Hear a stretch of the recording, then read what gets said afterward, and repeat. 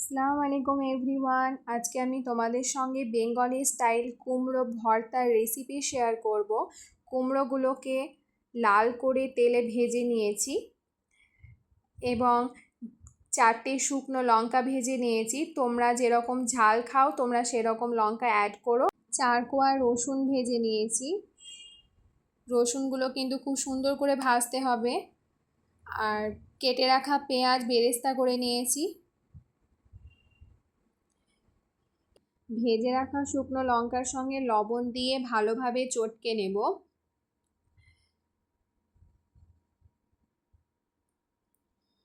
শুকনো লঙ্কা, রসুন, ভেজে রাখা কুমড়ো, বেরেস্তা করে রাখা পেঁয়াজ একসঙ্গে মিক্স করে ভালোভাবে চটকে নেব।